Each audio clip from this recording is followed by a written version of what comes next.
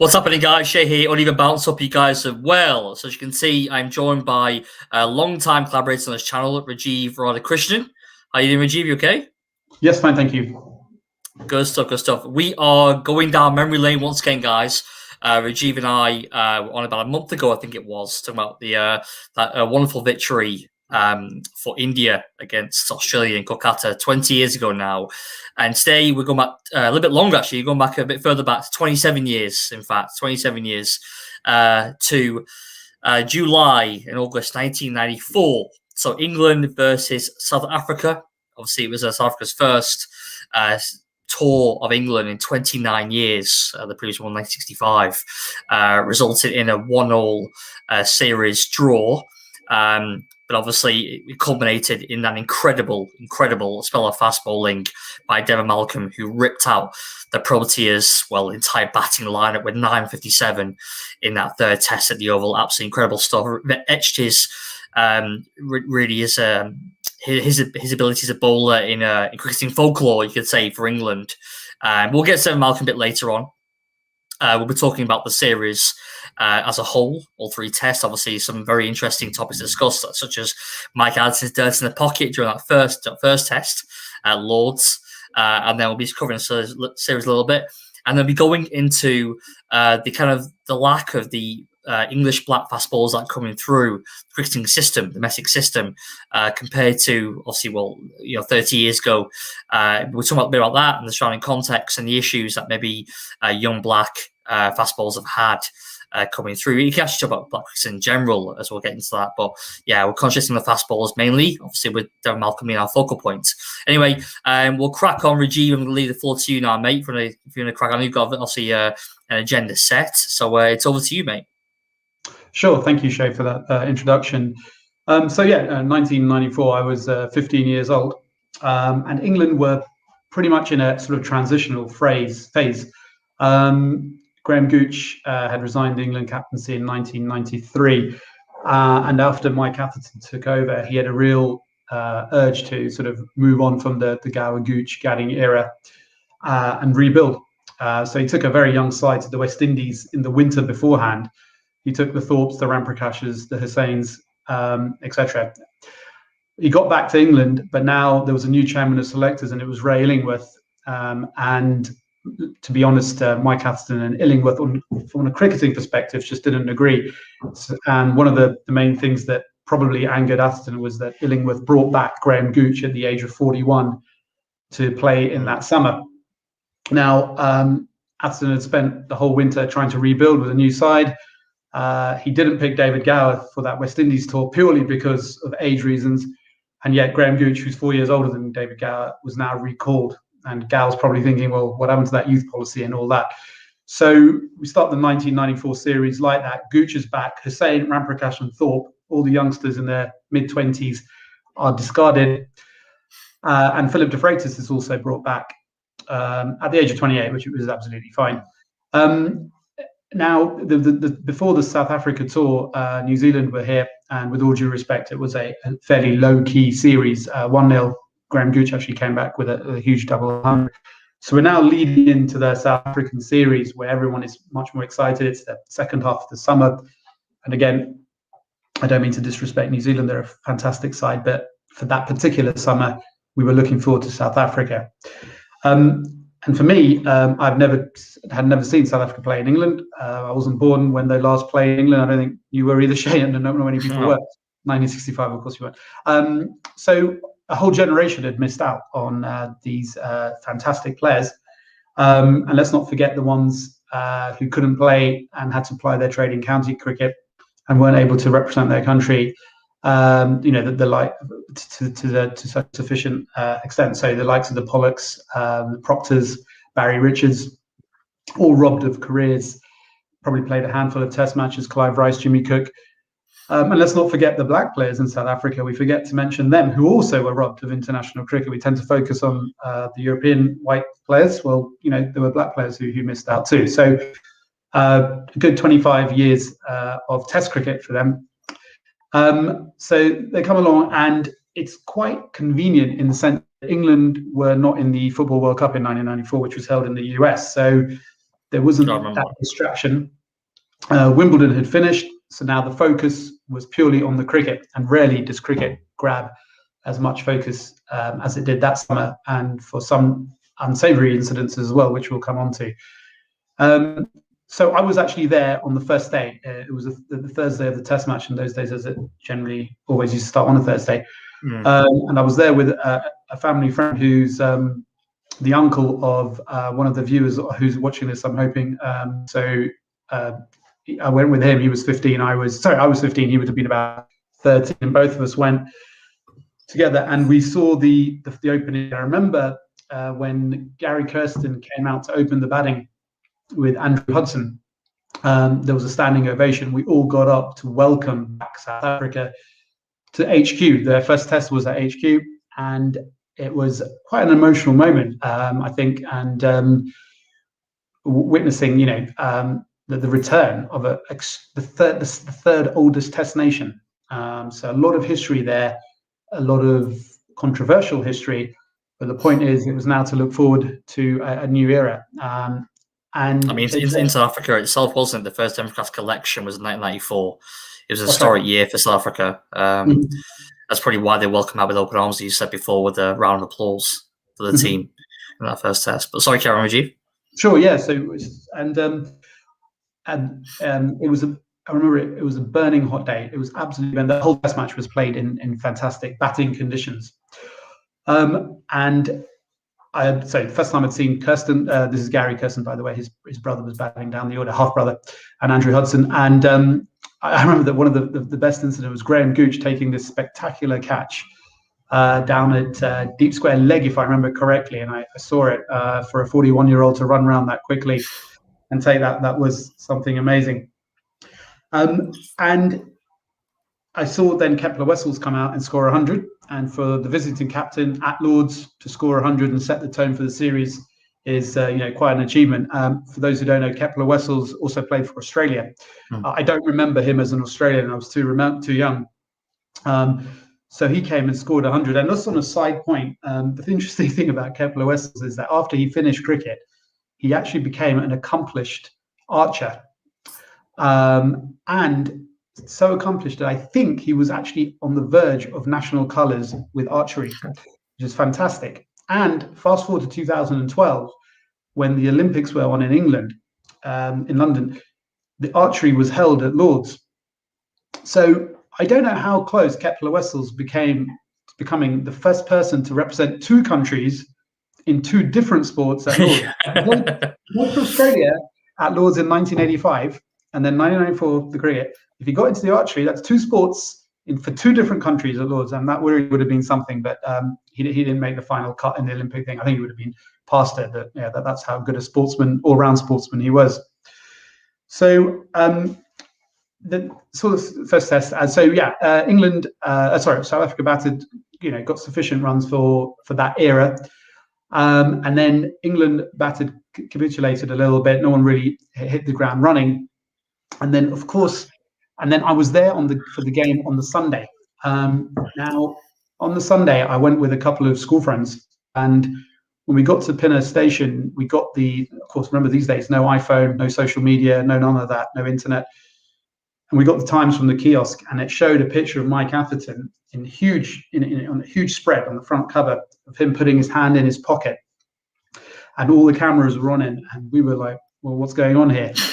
We got to the ground, and I remember, there's no Twitter, there's nothing here. No jokes no forwards on WhatsApp of silly jokes like what happened with Steve Smith. He got completely slayed with all the joke forwards. And we got to the ground, and no one really knew what was going on. And Donald, who had taken 5 wickets in the first innings, and put his name on the board along with Kepler-Wessels on the honours board, now blew England away for 99. I think it was just before tea or just after tea. They were gone for 99, bowled out. And unfortunately, this historic occasion, great to see South Africa back. And I remember on that Sunday, the Mexican wave was going on. And obviously, when it came to the members section, they didn't do anything until they were booed by the rest of the crowd. However, South Africa, at their balcony, they joined in with the Mexican wave, which was completely against protocol, especially at HQ. but they were worried about other things. Anyway, so England lost badly, and then by the time I got home, I saw the reruns of the press conference of what Mike Atherton had been doing. Now, it's a very grey area about this ball tampering. This has been going on for years and years, and I just want a couple of things to say. In 1992, 2 years before, the English press hounded Wasim and Waqar when Pakistan toured and were doing things with the ball which were unimaginable. And yet 2 years later, now you see Atherton with dirt in his pocket. It was like, well, come on, it's a lot of hypocrisy. I will say this though, with ball tampering, as I say, it's grey area. Now, Mike Atherton put the dirt in his pocket and then applied it to the ball. Now, at the time, that actually wasn't strictly in contravening the laws, because you see spinners now, even now, in fact, bowlers, they'll rub their hand in the dirt on the pitch to dry their hands before they grip the ball. And inadvertently, some dirt will go on the ball. Now, the dirt is not actually altering the condition of the ball, unless you, unlike if you're using your fingernail to actually, in the ball, or you're using a bottle tops. Exactly. Yeah. Yeah. And on top of that, when Mike Atherton was saw doing that, the spinners were on. The spinners came on. So he definitely wasn't trying to alter the condition of the ball or doing anything. What he didn't do correctly was that when the match referee asked him, he said, "Oh no, I've got nothing in my pocket." He should have just said, "I've got dirt in the pocket." That's fine. His statement wasn't complete. And that week after that, the newspapers, I remember I saved all the newspaper articles as a kid. I've lost them since, but there were huge spreads about Atherton should resign, and there was a debate. Jonathan Agnew was laid into him, and this was all happening before the Headingley Test. And there were rumours that Graham Gooch, the senior pro at the age of 41, was going to come back and captain England again just for a Test match, potentially. Just to calm the waters and then make Atherton come back. I mean, it's so silly to do those kind of things. Just to go obviously a bit about Mike Atherton. Obviously, he was a young raw captain. He was 25 years old, I believe, at the time. He was given the 26. Yeah, 26. He was given the armband. And obviously leading a fairly mediocre side. I mean, how much pressure do you feel was actually on Atherton? Was it simply a case of just desperation, or was it a case of that, or do you feel like Mike Atherton maybe was genuinely an underhanded player to commit such a? No, I don't think Mike Atherton did anything. I don't think he thought he was doing anything underhand, because you're transferring the dirt into your pocket and then putting it on the ball. But as I say, you see bowlers all the time rubbing their hand on the dirt on the pitch where the dirt is and putting it on the ball. All he did, and it was a bit silly to do it, was to put it in the pocket first, and that opened them up for further accusations. So it seems much more calculated that way, obviously. Yeah, but it is. I mean, at the time, and I think even now, to be honest, it is actually okay. It's not something that you're not applying a Vaseline. You're not putting a sweet on it. You're not digging in. You're not using a bottle top. This is a natural substance on the surface of the pitch, which the ball's going to roll over anyway.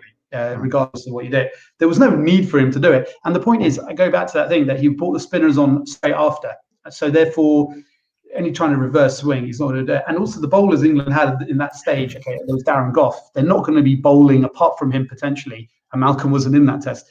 They're not going to be bowling at that speeds to cause reverse swing anyway. And Malcolm was not a swing bowler, really. He was just raw pace. So even if he was playing, which he wasn't.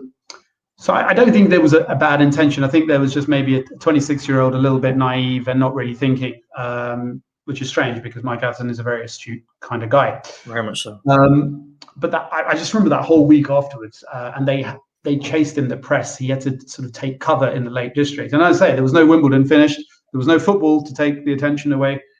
And while this was going on, and for those who know, I'll put this in, because I'm a true crime obsessive as well. O.J. Simpson had just completed his double homicide in America at the end of June. So America were busy with O.J. and here we had our own Mike Atherton. Obviously, not the same level of crime, but things were going on in the sporting arenas in both countries.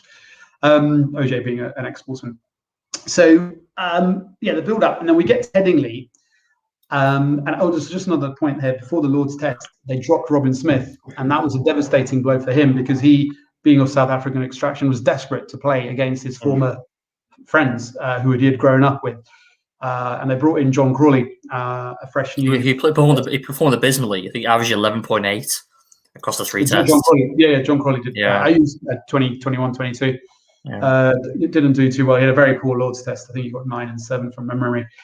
But thankfully, Headingley, they bring back my hero. Well, one of my heroes, David Gower. I wish it was David Gower. No, it wasn't. It was Graham Thorpe. Now that came up. Yeah. So they brought back Graham Thorpe. Now, Graham had made his debut in 1993. Yeah. Had a really good tour of the West Indies. Scored a century on debut against Australia as well.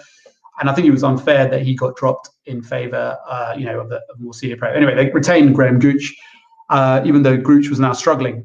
He had got a double hundred in the first test against New Zealand, but since then he was struggling. And I always say that he needed the captaincy to score runs. So his form was going to deteriorate until he retired 6 months later in Australia. So anyway, they bring Graham Thorpe back. He scores a pair of 70s, which was indicative of his career in the first 3 or 4 years when he would make these sort of great 60s and 70s, but fail to infer. Anyway, 70 twice. Against a very good attack. And Atherton, I remember when they came out to bat, Atherton and Stewart, the reception he received at Headingley for a Lancastrian was immense.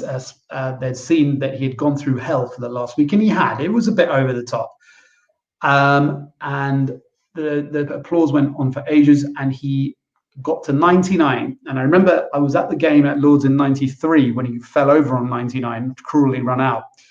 And I was watching now on TV, and he prodded one, and then he prodded another one from memory. And the other one, he just came a little bit too quickly against Craig McMillan. Not Craig McMillan. It was a Craig McMillan, the South African. I can't remember if it's Craig is the first name. Craig McMillan's all-rounder. Yeah. Yep. I'll actually here. Yeah, Millen caught him bold. Sorry, caught him bold. Yeah, caught him bold, Millen. Yeah.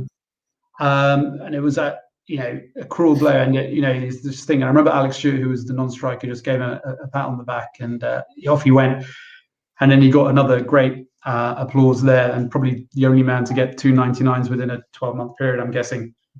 And then England, because of Thorpe again, scored a lot of runs, 400 odd. South Africa got 400 odd, and it became a draw. But you could see now the pendulum swinging in the short series. You could just sort of see England now starting to gain a bit of ascendancy, and South Africa perhaps living up to that reputation of choking when it matters most, perhaps.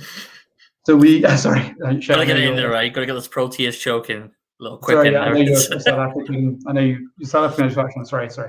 Anyway, so they come to the Oval. Yeah, I'm wearing the English shirt today. You're the English. That's good to see. So they come to the Oval, and usually Oval in the 1990s means they bring back Devon Malcolm, which they did, and it means Alex Stewart keeps wicket, which they didn't, because Steve Rhodes was having a great time behind the stumps, and he was making some runs as well. So we get the third lead run scorer in the series. Actually, Graham Thorpe averaged almost 80 in his 2 Test matches. Actually, the stats in front of me, and Rhodes was the 4th highest. He was the 4th highest run score, not first run score, but the 4th highest average, 52.5 from his 3 matches. The 65 not out, obviously, kind of propped that up. But he did okay with the bat. Did okay, yeah. But for that era, that's what you want from wicketkeeper. So. Took some great catch actually off Malcolm's line 57 in that final test. He took some great catches. Yeah, it was a good keeper, but he faded away after the Ashes that winter.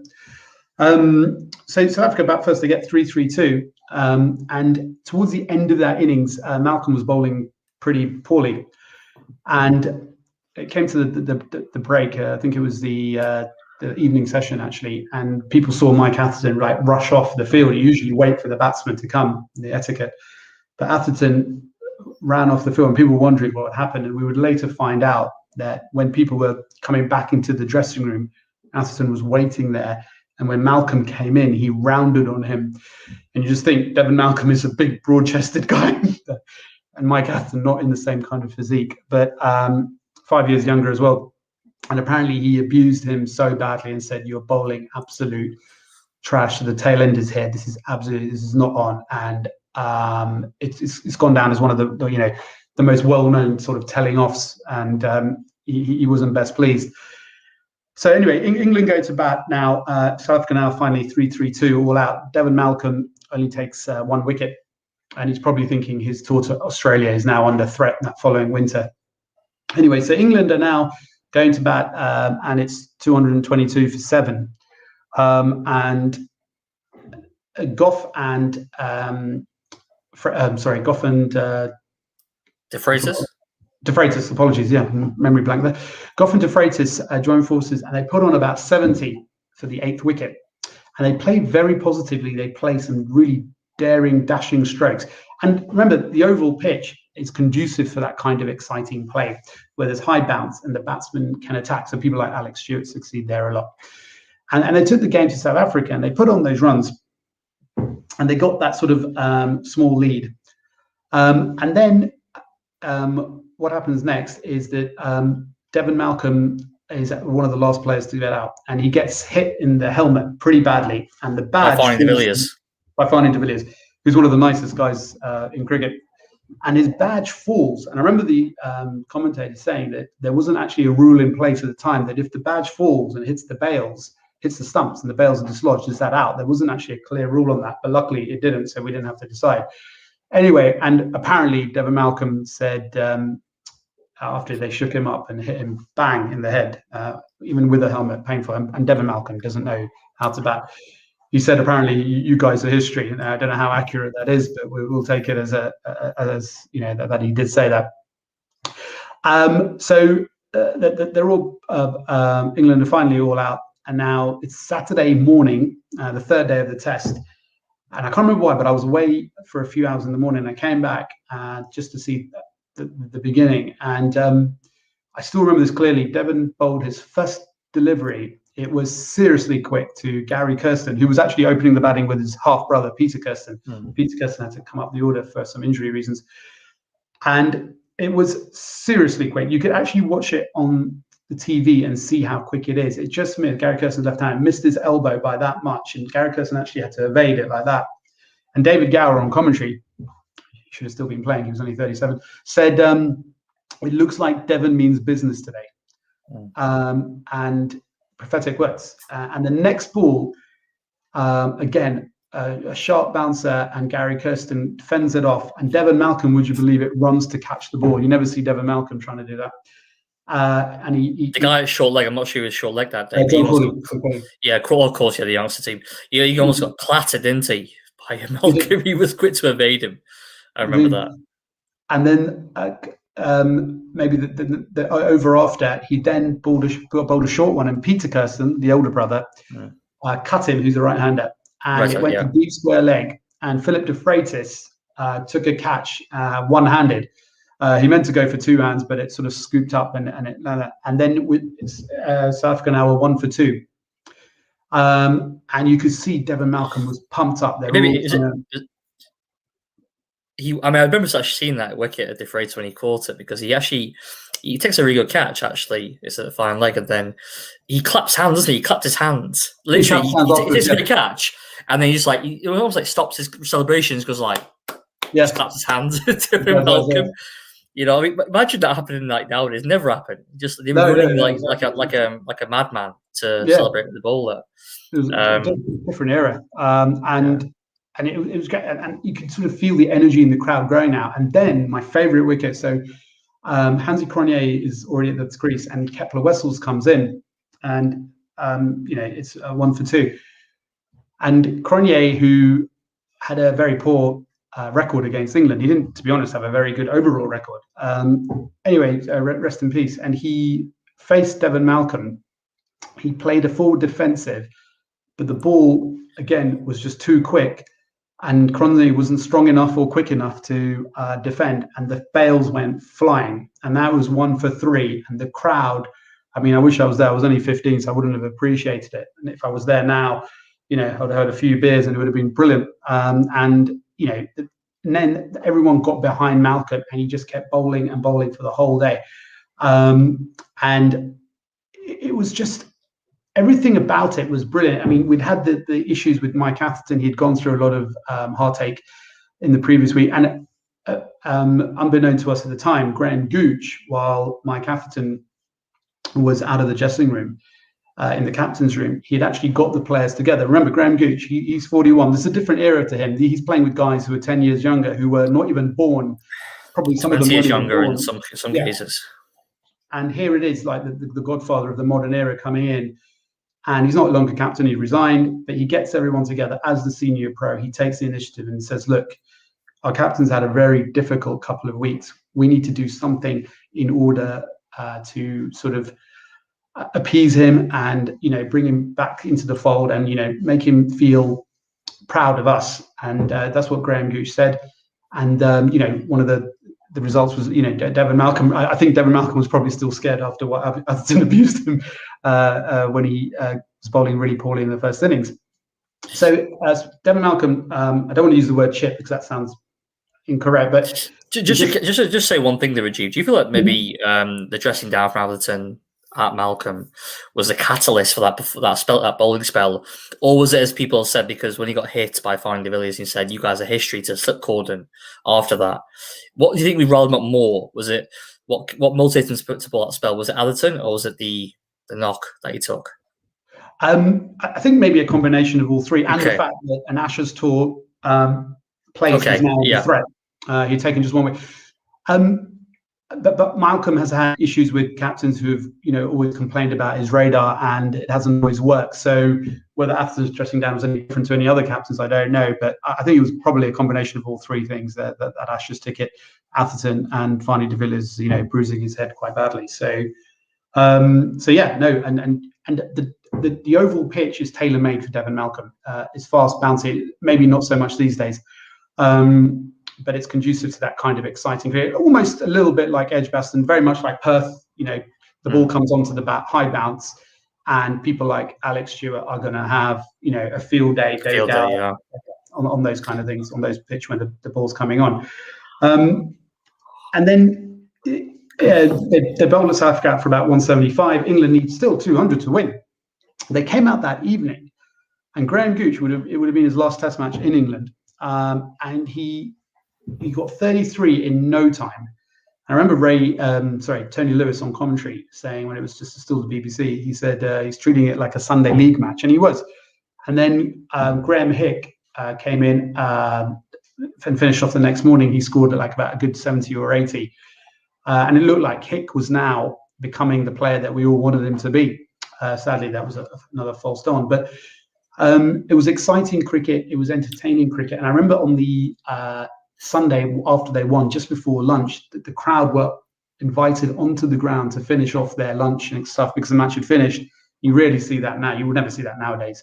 And it just sort of ended off a fantastic series. And it's generated a lot of enthusiasm and interest for the forthcoming Ashes in that winter. Now, Devon Malcolm was now king of the world. Property. Yeah. He was property. I remember he met John Major at the Oval. There was a clip there, and he was signing his autographs for him, and he had met John Major, and everything was on Devon Malcolm. And it was just, I think, a combination.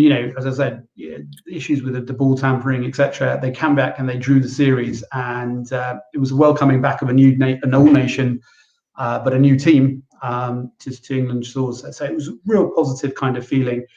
And some of that I really remember, and I love that Test match. I go onto YouTube and watch that 9 for 57,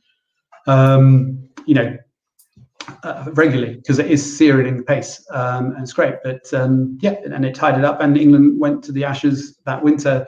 But poor Devon contracted chickenpox for the first Test match, so he missed that. But it was a good summer. I mean, obviously, I think it was an article published by Cricket Info. I'm not sure exactly when, but it was regarding that, obviously, that whole spell during the course of that day, that incredible spell. I mean, he just scared the bejesus out of these guys, didn't he? The Proteas batsmen. I think he was actually saying some of the hardest people he felt in cricket were just reduced to putty, pretty much. I mean, the Cronje wicket you mentioned, but also a couple of Vessel's wicket as well. I mean, Vessel's wicket was. If that wasn't fee, I'm not sure what it was. It's simply a case of just hit out or get out. Really, they didn't want to know because he was possessed. He was possessed. Yeah, he was. I wonder what the Spiegel would have read, that day, because he like I said, he was absolutely rapid. Cronje, it was basically like a backward step he took, his initial trigger movement, and then a half front, front foot forward. He was caught in no man's land. He had no chance. He was purely beaten of a pace. Vessel's wicket was simply a waft outside our stump. Went straight through to Rhodes. I think it went to Rhodes. Yeah.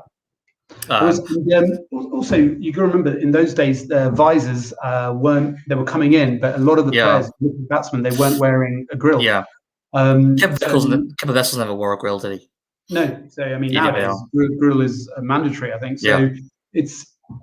I remember the last week at Donald, he had to actually back away. And okay, fine, Donald is not a batsman. But then Phil Tofnell equivalent, isn't it? Exactly. Even though Malcolm himself was a terrible batsman, I mean, that's very much a case of the bowlers were bowlers and the batsmen were batsmen. There was no real kind of a grey area like there is now, where number 11 can hold a bat, as we've seen in the past 5 to 10 years. But yeah, it was obviously incredible spell of bowling down Malcolm. It's a shame really, because I think he took 140 odd wickets. It was 100. I actually brought his stats up. It was better. It was. He took in total 128 wickets. Sorry, at 37, which probably wasn't really befitting of his ability. I thought he was slightly better than that, to be honest with you, at times. Even that Australia tour, things at Perth in 94, 95, he was excellent. But then people like Darren Gough started to come through as well, because Darren Gough was very much more of a dynamic cricketer. Obviously he was almost like a darling of the nation in terms of English cricketers. It felt like Darren Gough was like the cheeky chappy and like led the way for the likes of Andrew Flintoff, who came through later. I think we'll discuss him a bit later as well. But Darren Gough could also bat a bit. I remember he made the 51 out at Sydney in 94, 95, the Ashes. Or was it 49 not out? It's 49, 51 not out. Was it 49 not out in the sixth for? No, he got 50. He got 50. 51 I think was not out in the sixth for in that same test match. I remember that time Darren Gough said he actually enjoys batting a lot, and he wants to average between 16 to 20 in his Test career. But he's also a quick bowler, and he was able to. I think people seem to just resonate with him a lot more than say Devon Malcolm. Devon Malcolm was, some people say, harshly treated, but I think someone like him now would be a real jewel in the crown, because it's hard to find people who can bowl that raw pace. As we found, you've got the likes of the quickest bowler England probably have is Mark Wood. There's obviously Jofra Archer, but someone to come out and ball 85, 88, 90 miles an hour consistently, you don't really find that too often, do you? I just feel maybe his stats not really befitting his ability, because I think for Derbyshire he averaged around 30, in county cricket. But anyway, we've got a couple of people in the chat, so I just want to know if you leave any comments, Rajiv and I. Please feel free. I really enjoy the comments. Actually, kind of enriches the conversation. It helps kind of keep things flowing. And maybe you've got your own viewpoints to what Rajiv and I are saying. Maybe dispute what we're saying. No problem at all. Especially Ram said in. So if you think I'm talking a lot of contour, do feel free to let me know publicly. I've got no issue at all. Or you want to kind of partake, just throw your question in, guys, and we'll definitely read them out. Do you want to move on, obviously, Rajiv, to the next issue I want to discuss was kind of Black English fast bowlers. We can kind of cover Black English players and the lack of them coming through the system. There was an article actually, wasn't there, written last year in The Guardian, which featured 3 cricketers: Chris Thompson, James Pearson, and Mark Nelson, who play for Gloucestershire, Surrey, and Northants, not respectively. I've got that exactly right. But and they were saying the fact that I think the article said that there was 33 black cricketers in the domestic circuit in 1995, and in 2019 there was 9. So it's down almost 75% in 24 years. We've had obviously other English black fast bowlers. In the last 25 years, obviously, the likes of, obviously, most recently, Chris Jordan and Jofra Archer play now. I think it's like Chris Lewis, Joey Benjamin, who played in that test match. If you remember, obviously, Phil de Freitas was in that test match. 3 out of the 4 fast bowlers in that final test of the Oval were black, West Indian extraction. That's never happened since. I don't believe West England have ever fielded 3 black fast bowlers since. And then obviously you've got the likes of Alex Tudor most recently, who again only played 10 tests just through to injury. He was a lot of abilities you've seen. Just unfortunately his legs, just knees didn't really help him at all, did it? So that was unfortunate. But what I want to get, obviously, Rajiv, now I must point out for people in the chat you're watching now, and obviously future views as well. We mean no disrespect. I'm hoping to speak with both of us here, Rajiv, talking about this subject. It's just that none of people will talk about this subject like I and me and Rajiv will, and that's the whole point of this channel, that we will discuss topics that people are not really interested in talking about, or not saying interested, but didn't talk about it. And I'm personally not like that at all. I enjoy talking about these cultural issues in the game of cricket, and there is a problem with it.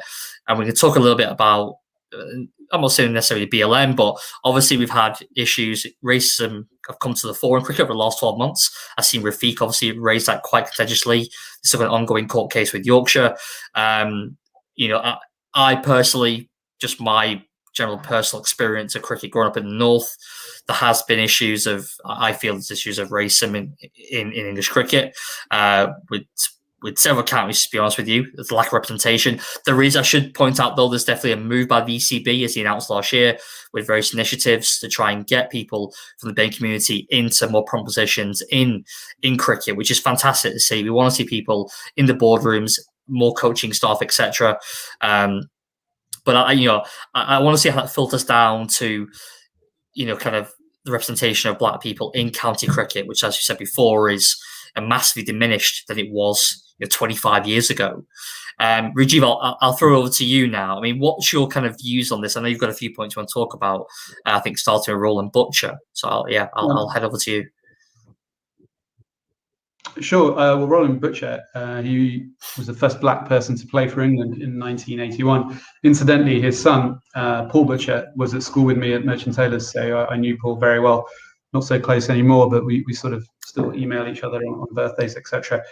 Roland Butcher, who I got to know because of Paul. First black man to play for England against the West Indies, in the West Indies. He was a batsman. Had a very successful career for Middlesex. And he's also been public about the issues with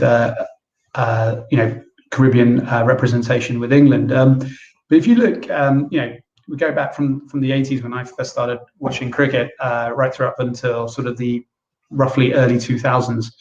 There was a conveyor belt of black bowlers, and probably to a lesser extent batsmen. I mean, we had the Roland Butcher, Will Slack, rest in peace. But generally, it was the bowlers, the Devon Malcolms, the De Freitas, the Gladstone Small. What a character he was! That's a Small. Sorry, I didn't. Chris Lewis. I don't think I mentioned him before. Chris Lewis, yeah. A guy called Ellick, who was selected for an England tour, but he broke down and couldn't represent England in the end. But a very, very close fringe player. There's a guy who played one test, isn't it, in 1990? Yeah, he passed away as well. N.F. Williams, he died as well. Yes, Williams, yeah.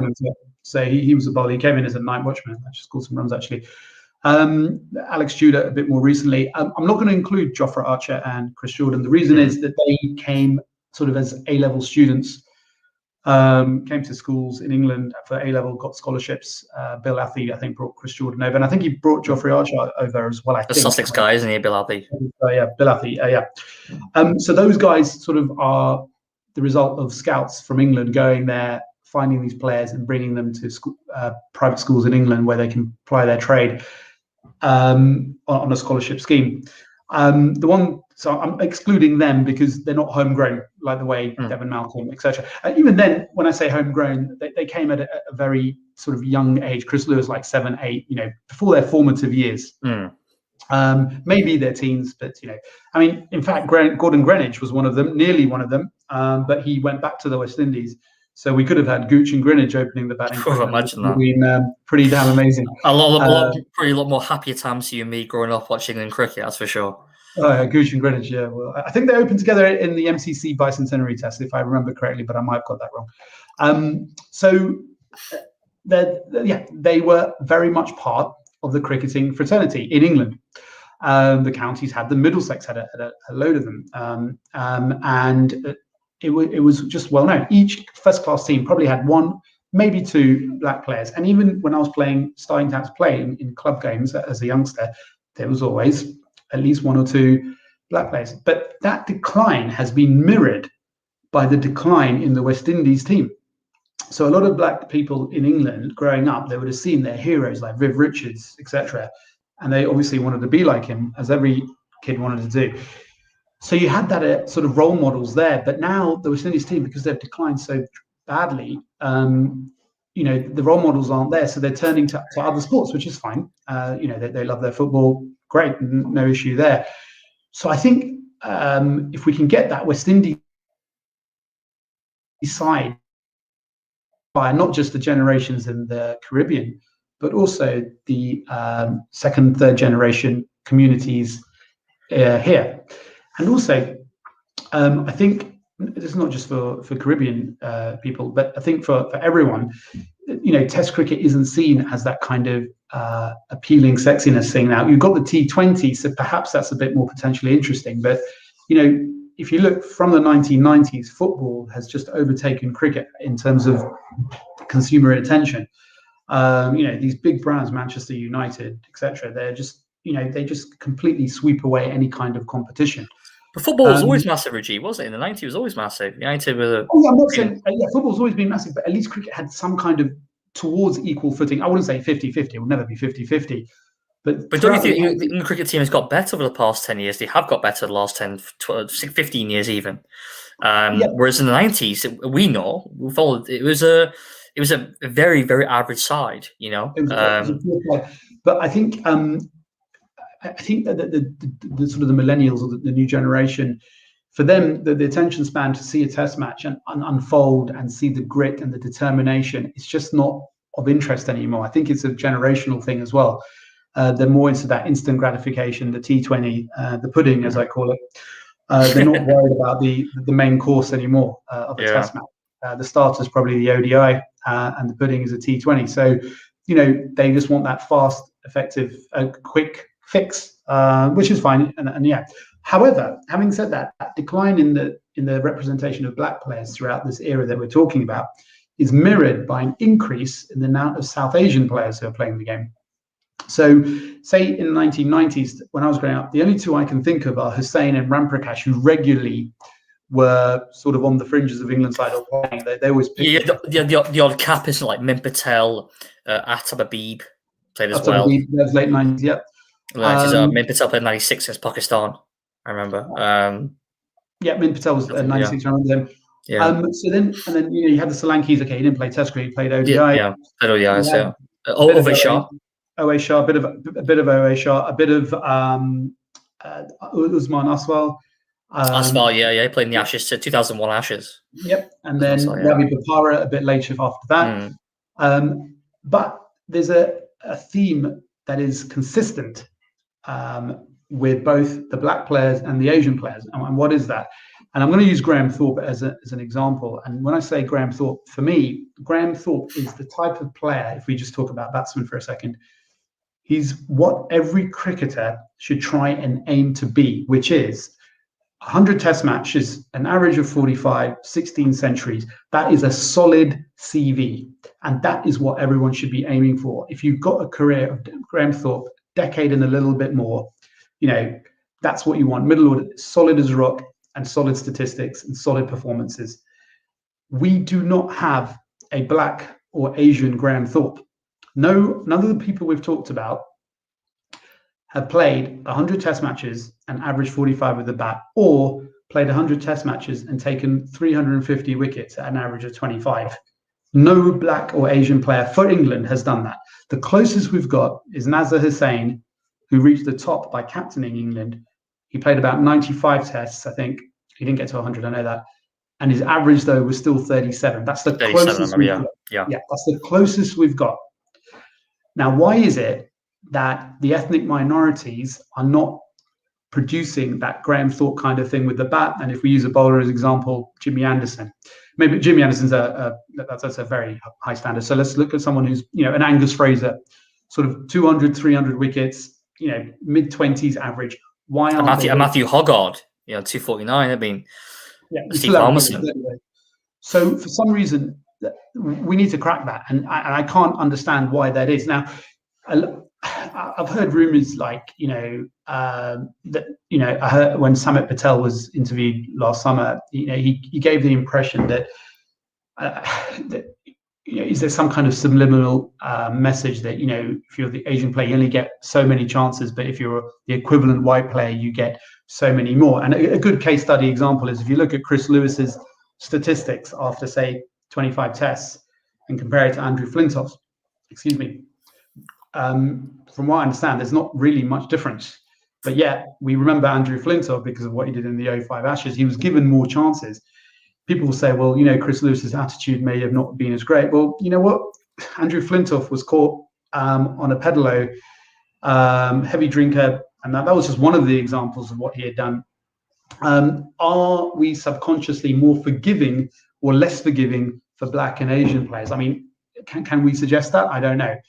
Well, these three guys in that Guardian article, I mean, they were citing the fact that they felt that the colour of their skin was the reason why they weren't given enough opportunities. I mean, they all played. I think two of them played in 2006 on 19's World Cup for England.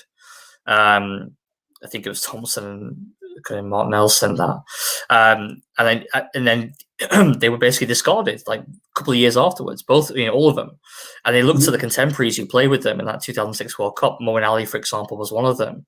I can't remember what else they mentioned there. Guys born in kind of 87, 88. And they were saying how they felt like those people went on and got a lot more of a longer rope really than these guys, and these people were ushered towards the door because it's just a lack of patience, and they felt it was hard with the kind of this stigma was that the way they played, the way they bat in particular, if they're erratic or played a rash stroke, it's you can't play that way. That I know you guys play that way. You guys. Yeah. I mean, shocking. How you guys play, but you can't play shots like that. It's just, and just, I mean, the article explains this. It's in the Guardian from last year. It was published in August, and I'll probably reference it again. But it is quite shocking. And what was sad actually about the article is that Gloucestershire, who I think represented James Pearson, they refused to comment. Mark Nelson, Northants rebutted obviously whatever the comments that Nelson came out with, and then Surrey actually were quite apologetic for Chris Thompson and how things had been there. So they've obviously got MD Rachel Brent as head of the Director of Women's Cricket now, I believe there now, who's really pushing forward. Also I think she's involved with initiative for the BAME community as well. So they make a certain effort about that, and they've been quite clear that they want to get people, ethnic minorities, and in particular, Black players back into the game, into the grassroots structure. So, but like Gloucestershire, for example, does not even give a comment. That's now. That's not 20 years ago, 15 years ago. That's right now. They refuse to comment, Gloucestershire, on what they did to James Pearson, which is very, very, very sad, really. It's a sensitive issue, and responding to it, is causes people to be honest, and and they may want to shy away from it, which is not good. But I mean, it's funny you mentioned. Well, no, it's not funny. It's funny as in strange that you mention that one of the players there was because of his skin color. I mean, I was reading a book on the Great Tamasha called The Great Tamasha. It's a fantastic book for those who are watching. Please take it out. It's by James Anstill, and it's about the history of Indian cricket. And this writer, he's a former economist, writer for The Economist, and he wrote this, and he said, I'll bring this in just to add an extra layer here, is that Vinod Kambli, who was one of India's greatest batsmen, would have been rather, he said that, and he's from Bombay, and he said he was not picked regularly, forget his attitude of, his late night drinking or the gangster sort of lifestyle he apparently had.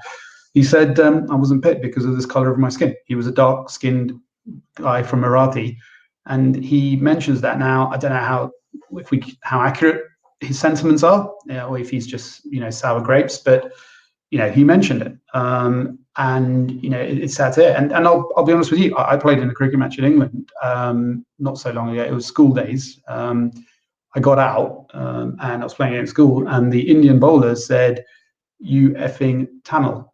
So that's an Indian guy saying it to a Sri Lankan. So I don't want to sort of harp on about this issue because I referenced it in our previous interview on South Asian stuff. But I just want to make it clear that this is not just a white against black. It's all communities are doing this. And I think we just need to acknowledge that. And going back to the sort of the lack of ethnic minorities in the England side, or lack of successful ones, I think that's more important. The fact that England have provided the opportunities to get to that level, I think they should be applauded because a lot of other countries haven't. And I think England should be commended. People will say, oh, well, you know what? They haven't, basically on what we've said, but at least they're getting to that level. At least they're representing, they've come there. Australia, the only one I can think of is Usman Khawaja. How many black players have played for Australia? How many Aboriginal players have played for Australia? Andrew Simons. I think Dan Christian's got some kind of Aboriginal extraction. Dan Christian. So it's Jason Gillespie as well. He's great grandmother's Aborigine. But the other countries, they haven't incorporated their other ethnic communities to the same extent England have, and I think we should applaud that. And then the next layer is, well, how come the ethnic minorities haven't been successful? If you look at Sri Lanka, one of the ethnic minorities, if you want to call him that, Murali, who is Tamil, and they are the minority in Sri Lanka. He's become probably the most successful Sri Lankan cricketer. Yusuf Yana became the first Christian to captain Pakistan and had a great career. I know he converted to Islam, that's fine, but he did start off as a Christian. And you've had, Muhammad Azharuddin, a Muslim, captaining India, which is great to see, absolutely fantastic. And then South Africa, obviously, they've got a very different and more controversial history. The quota system is not needed anymore, that you're getting the ethnic minorities coming through. So that's a good thing. Well, so obviously the captain's Atem Bavuma in the white ball game, so we must commend and look at the positives that's happening in cricket. And I think, the ICC definitely, I think out of all the sports, cricket definitely wants, because of its history with the empire, etc., it wants to incorporate all walks of life. So what we need to now work out is they're getting to the international stage. We need to keep them there. And not only that, we need to get them playing and having a career like Graham Thorpe. That's what we need to have as a batsman. But I mean, look at someone like Michael Carberry. I mean, I've seen interviews with him. He, again, last year with the backdrop of the BLM movement at the time, obviously with everything that's going on in Test cricket, with the taking a knee, etc., during the Test matches last summer. Guess when we're seeing in Pakistan. Carberry came out and said quite clearly that he didn't refer to his race per se, but who he was. He kind of intimated towards it, but he didn't come out flat out and say it. But he was talking about the fact that he supported Kevin Peterson, but he said his face didn't fit. I think he was referring more to his kind of his strong personality. But you can understand a little bit. He wasn't given a fair shake either. I mean, he went on that disastrous tour, Australia in 13-14, and he wasn't given many chances to. I mean, he did okay there. I think he played Test against Bangladesh as well, from memory. He did, yeah. But he was always kind of the spare guy, just brought in. Like I say, he quit himself reasonably well in unbelievably ferocious fast bowling in the shape of Mitch Johnson that tour, who was like a man possessed. It was like Devon Malcolm for 5 tests. Exactly. The guy was on on some kind of like fast bowling crack for 5 tests, weren't he?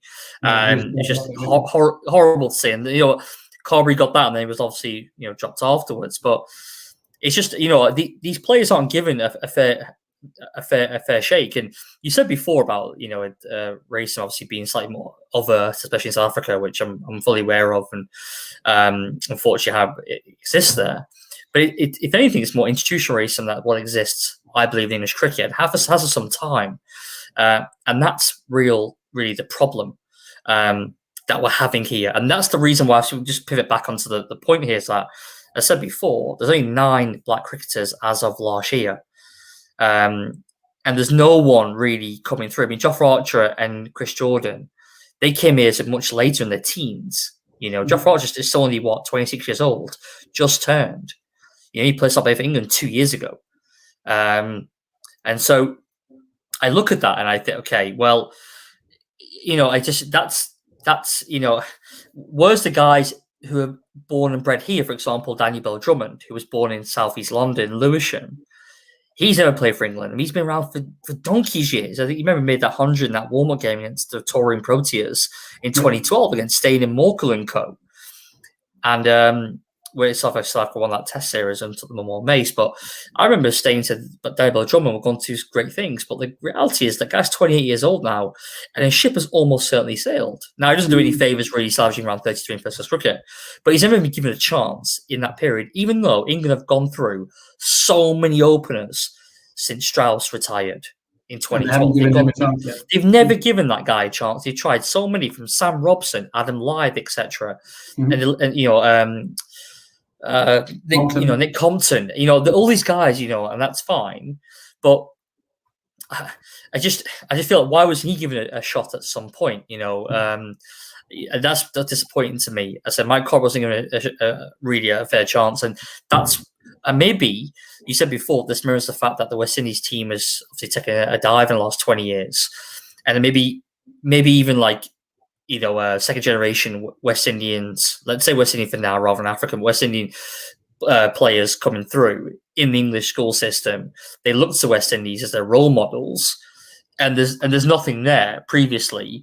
Maybe the kind of obviously the resurgence of the West Indies now, on the likes of Karen Pollard, obviously now, and Craig Brathwaite's new Test captain.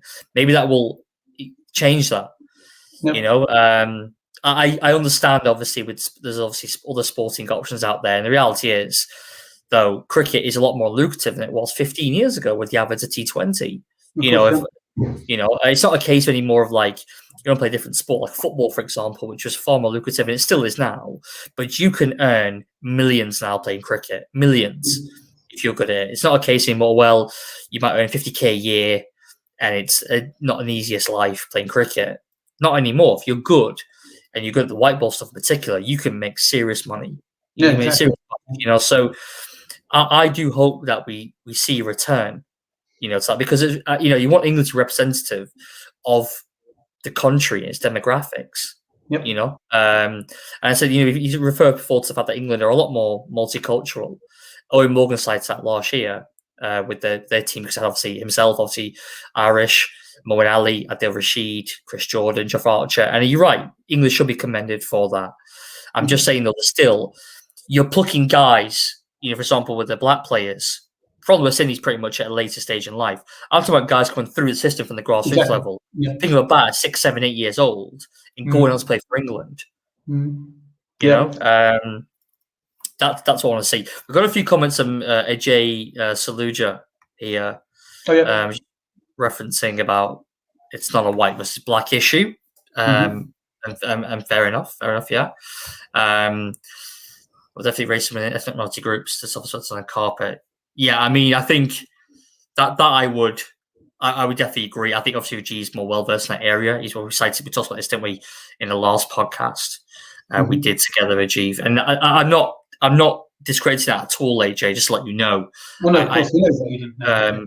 I just wanted this podcast to be focused, generally speaking, on black players and why they're not coming through. So another comment from AJ. Thanks, AJ. I appreciate the questions, man. I genuinely do. Really appreciate the questions regarding black players and great young kids who enjoy football music. I was saying before, I mean, yeah, possibly. I mean, I think Rajiv made a good comment about the fact that 5 days and dedication to today's society, which is all instant gratification, it might be a little bit too hard to stomach. That I get, but we have reduced forms of the game: T10, T20, 50 over cricket.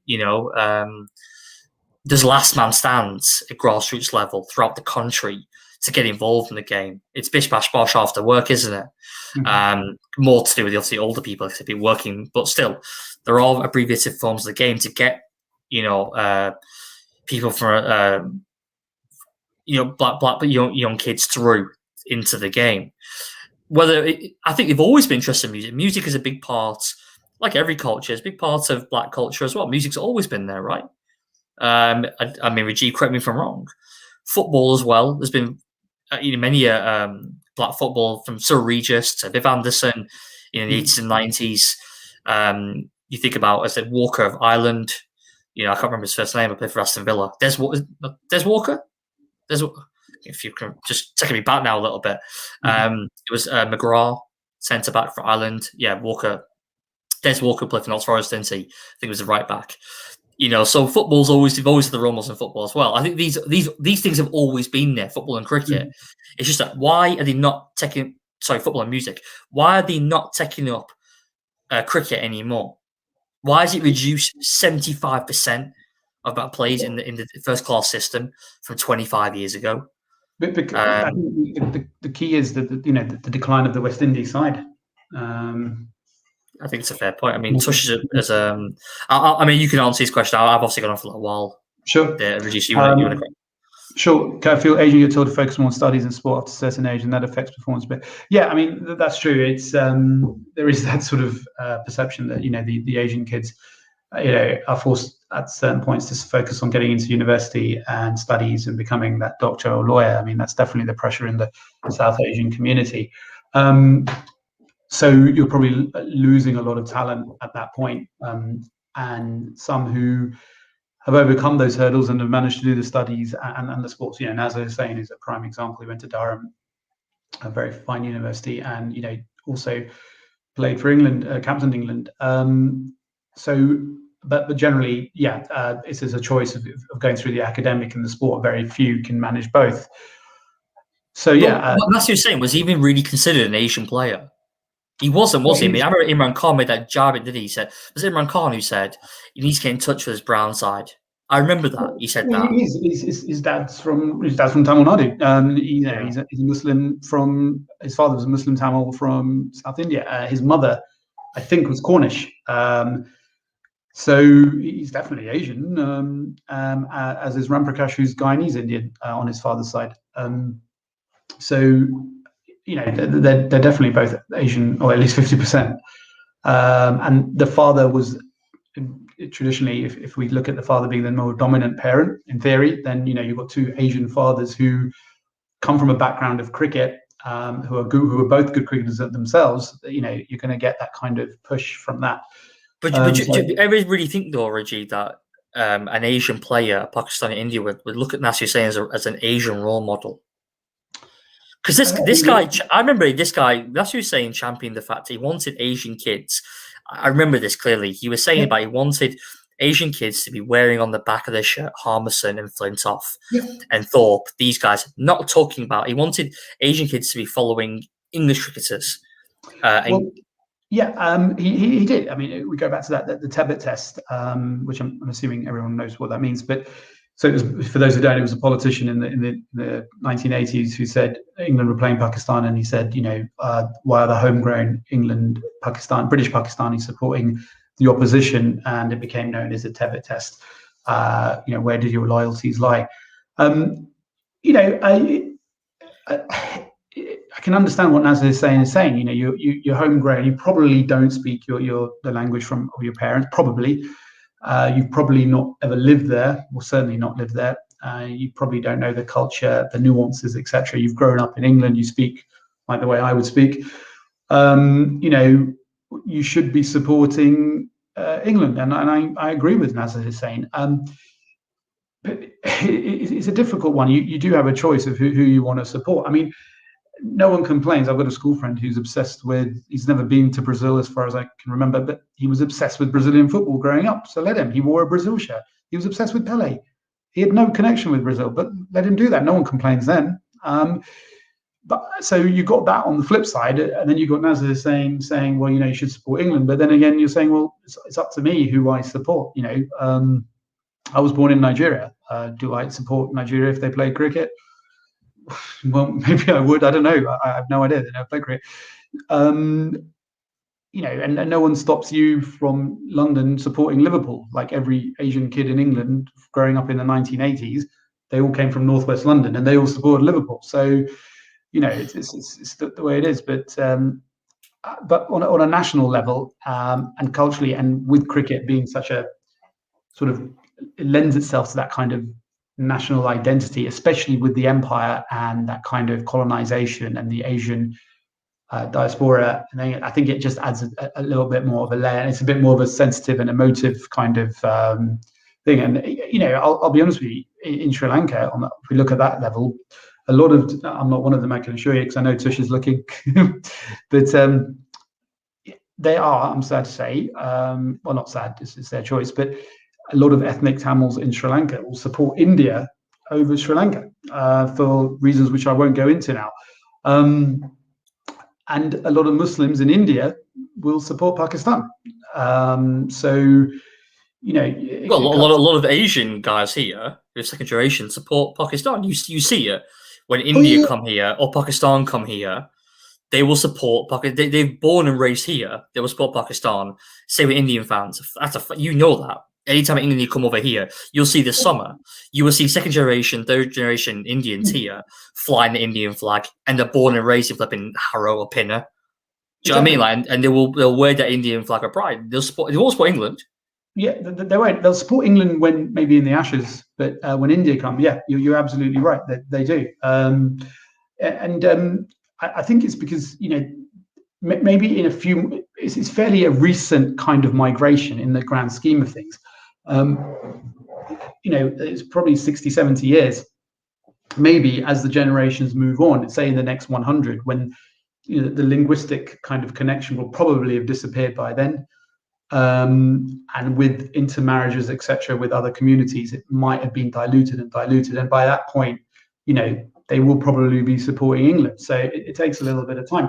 But, you know, you go back to a Muslim in India who's probably never even been to Pakistan, probably speaks the same language, because a lot of Indian languages and the Pakistan language are similar in the north. You know, a lot of Muslims in India, they choose to support Pakistan for reasons which, you know, are outside the scope of this conversation. But I think what we're saying is that it's less of an issue if we use my example of my school friend who supports Brazil and who's Indian and lived in Northwest London and has never been to South America, who likes to do that. We don't have an issue with that. We find it entertaining that he loves Pele, etc. Great.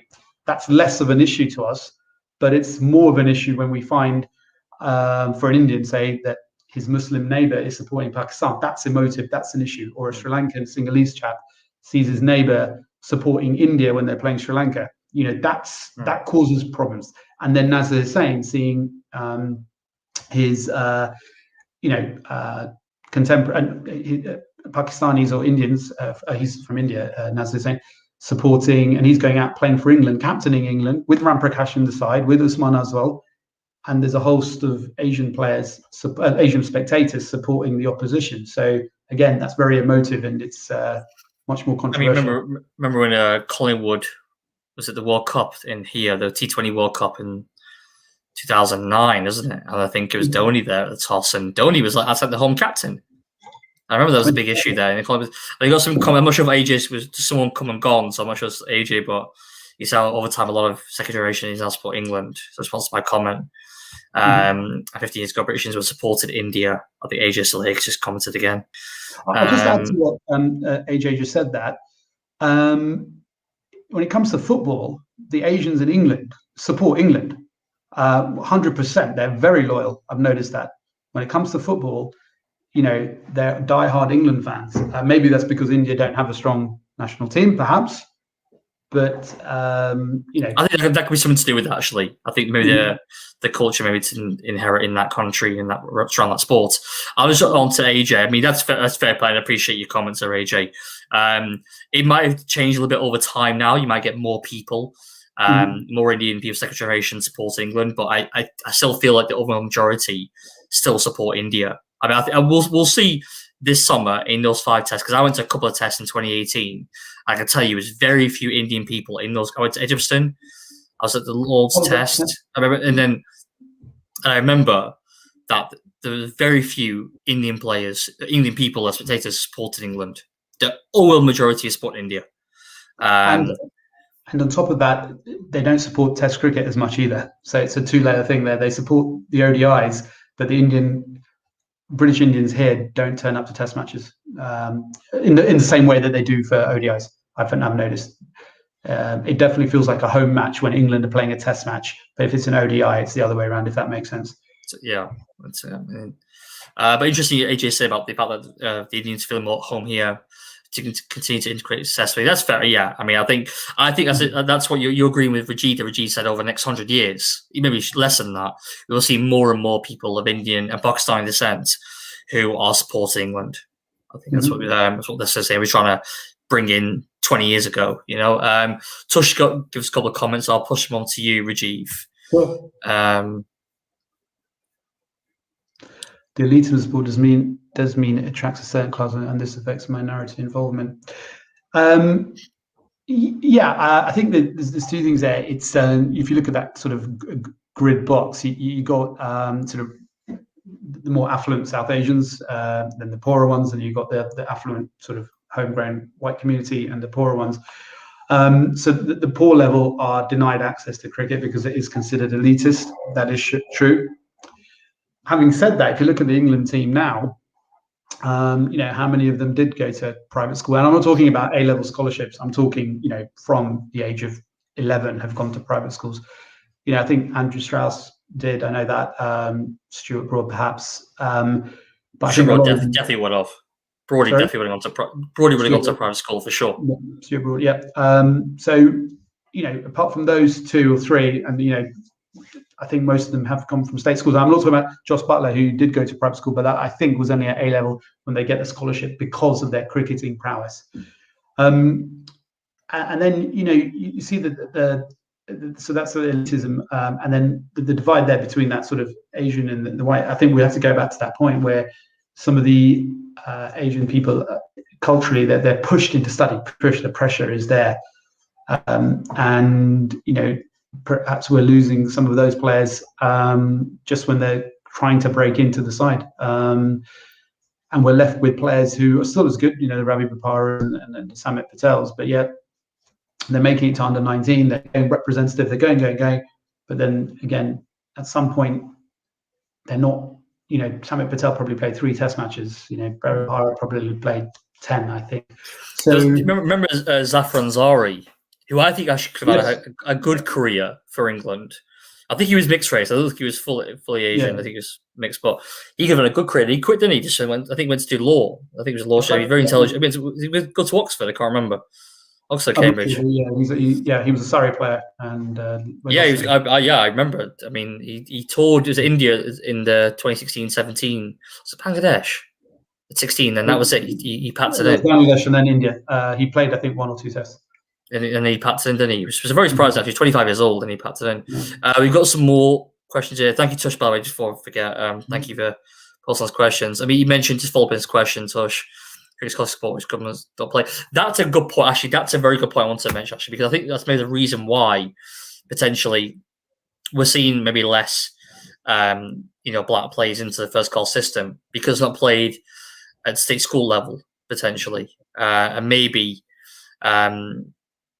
individuals, black individual, players or pupils that go into these schools and not getting exposed to cricket in that respect. Yeah, but that's not just for black or Asian players. That cuts across for all communities. If you can't afford it, you can't afford it to go to a private school to play the game. And if you can't afford to do the after school things, that's irrelevant of race. So I don't think that cuts across everybody. It's just true. You're right. There's less exposure to it, I guess. So yeah, fair enough. I mean, I was trying to get to more of the reason why I said we're seeing a lack of representation of black players across the board, and I think we've touched upon it a few times, haven't we? I mean, you mentioned you keep going back to the West Indies and their plight, which obviously is slowly changing now, and maybe we'll see a change over here as well to mirror that. AJ, I think Ebony Brain Brentford, who's a female player for Surrey. Brentford Brent, She's done a great job in promoting promoting this issue, and I think she should be commended for it. She gave a lovely interview last year, and she's in Wisdom this year written a beautiful article about her experiences.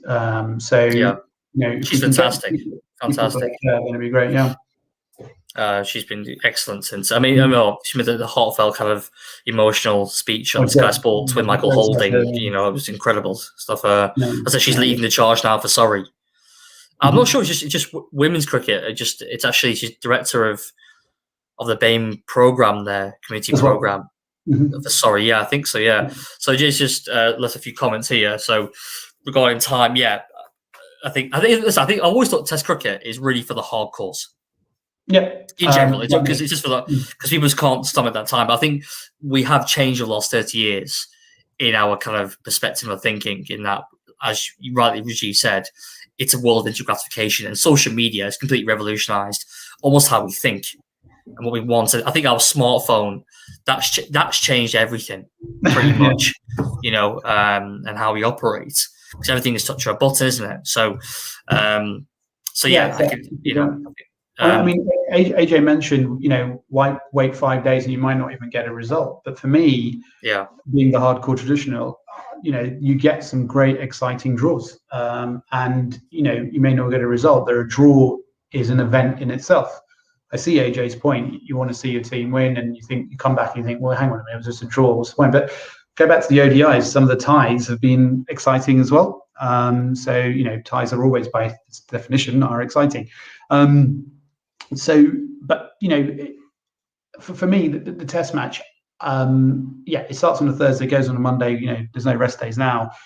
It is a long process for the fan. For the player, I can't imagine what it's like, but for the fan to sit through that. But it's like reading a book. You enjoy it and you savor it and you watch the twists and turns. Whether this generation actually appreciates that, I don't know. But you know what?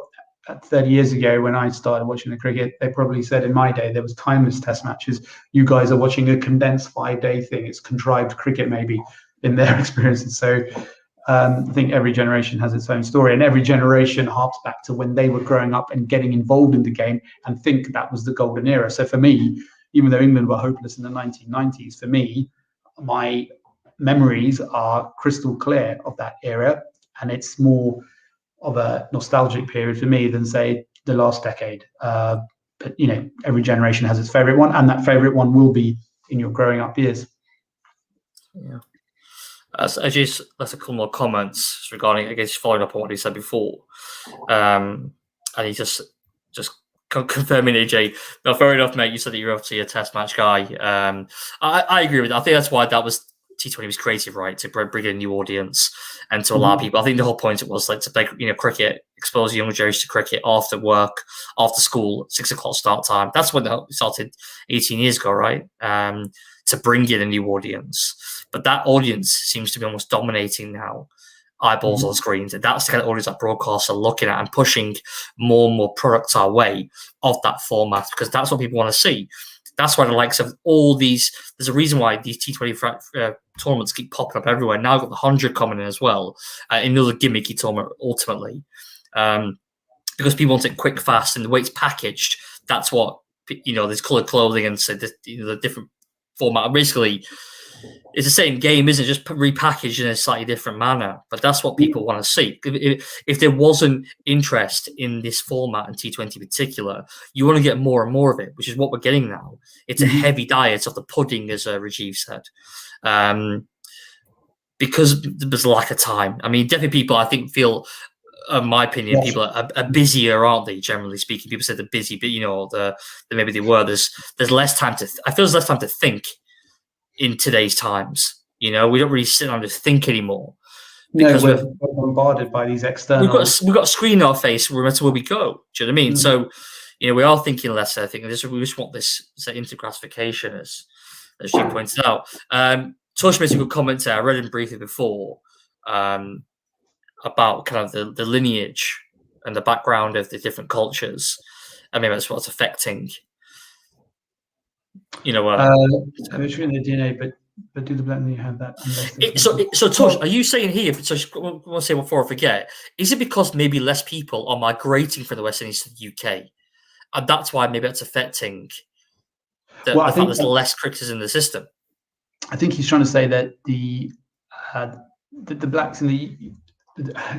No, I get what he's saying, but is it? Is Tosh, are you saying that because maybe that's one of the reasons that there's less of migration coming to the UK from the West, because there's no need to maybe as much anymore. And it's obviously slightly different, isn't it? So in terms of come into the country now. It's also maybe so simple as it was 50, 60 years ago. Yeah. Is that maybe one of the reasons why do you think, Tush, that that will have less people of West Indian extraction coming over? And because I feel it is almost in their DNA. I mean, are you saying so if unless you come from West Indian heritage? Yeah, fair enough. Because I think cricket is very much a big part of their culture, cricket in the Caribbean. I think it's a huge part of it, actually. I mean, that's it brings one of the the whole reasons. Caribbean together. It's the only thing that does. Brings the islands together, like you said, and then Tush also commented.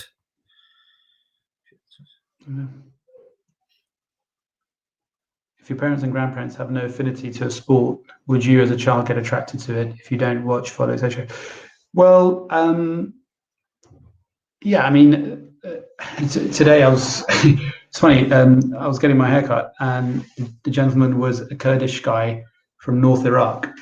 And he was watching T20 in the hijra. I was like, I just didn't understand this. I said, "You're watching it?" And he goes, "Yeah, I love cricket." And this guy would have had no exposure to cricket growing up in northern Iraq, and now he's come here and he's following IPL, which is great to see. I mean, it's fantastic. So I don't think just because it does help if you're parents and you grow up in an environment that lends itself to that. You are probably going to follow it, but I think nowadays with the exposure with the media and then the social communications, you can get interested in anything without having that. Without necessarily having that sort of context in which to find it. We've got requests of firing now from Tush and AJ, so this is really good. Thanks, guys. I wish you guys came like half an hour ago. We are an hour and 21, but this is brilliant. Let's immigration case. You agree with me? I believe that's the reason why people listen to chance cricket. And AJ, I think Tush and AJ both agreeing that the West Indies decline. As Tush mentioned here,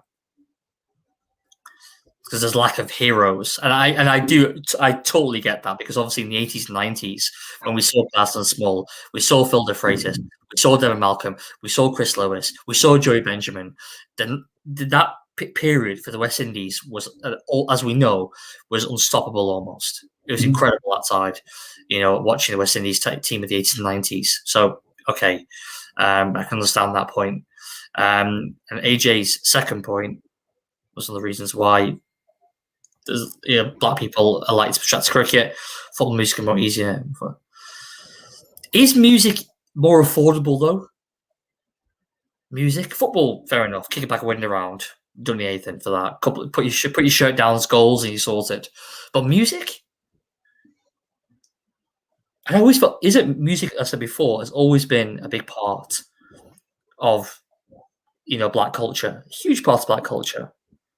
So what's changed in that respect? I think the West Indies team is a very valid one. I think there's definitely less migration coming over as well, and maybe there's more options on the table. But like I said before, cricket is a lot more lucrative than it was 20 years ago. A hell of a lot more lucrative than it was 20 years ago. So that you can't always say, "Oh well, there's no money to make in cricket," because that's nonsense. We know there is. We know there's M's to make now in cricket. You can make serious M's if you want. If you're good enough, obviously. So interesting, yeah. Now, Rajiv, do you want to wrap it up? Maybe just can I give you final thoughts before we close the show? Yeah, what we want, as you alluded to before, is that we want the England team to be representative of all sections of society, and hopefully we'll get there, and on a consistent basis. But it's heartwarming to see that in the 2019 World Cup final, you saw the likes of Jofra Archer, you saw Adil Rashid, you saw Ian Morgan, you saw Ben Stokes, he's a Kiwi, and it was great that they came together and they showed so much respect for each other. And it was, they didn't open the champagne in front of Moeen Ali, they never do.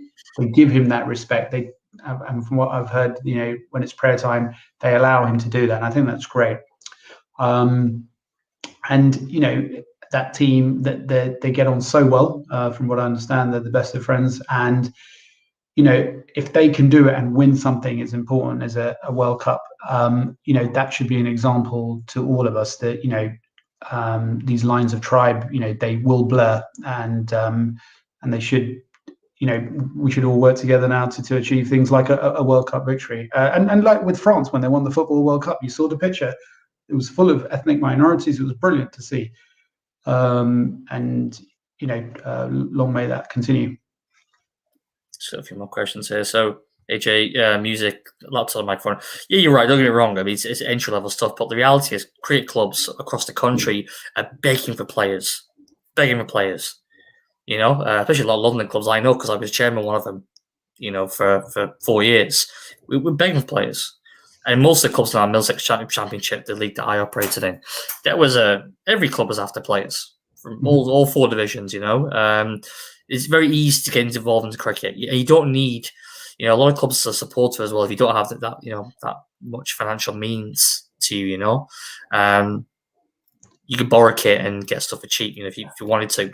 I appreciate it's not cheap per se, but it's not expensive as maybe we think it is.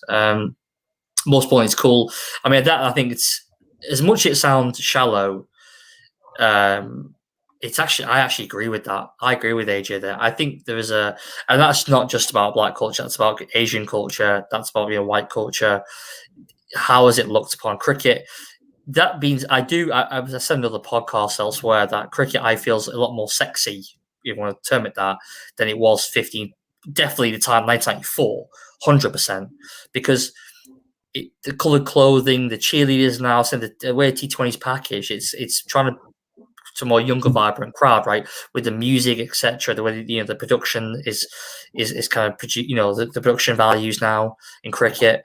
I think it's cooler now to play cricket than it was then.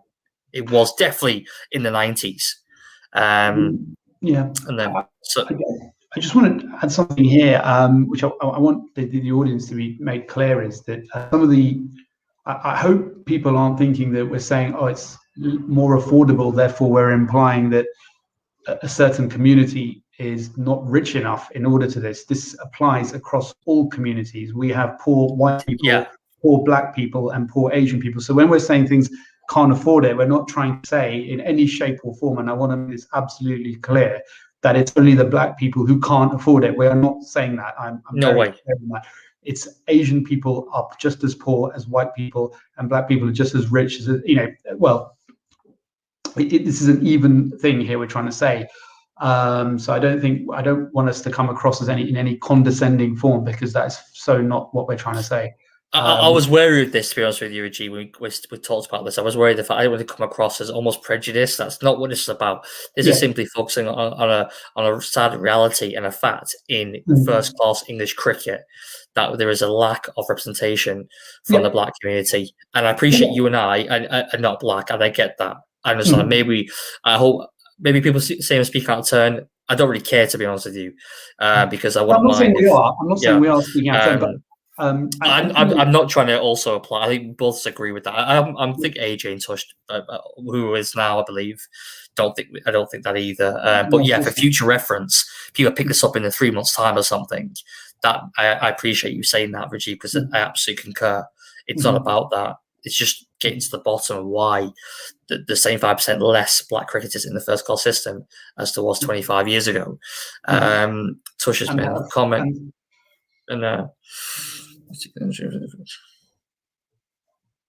Does cricket live on, do you reckon, in football and music, and give in?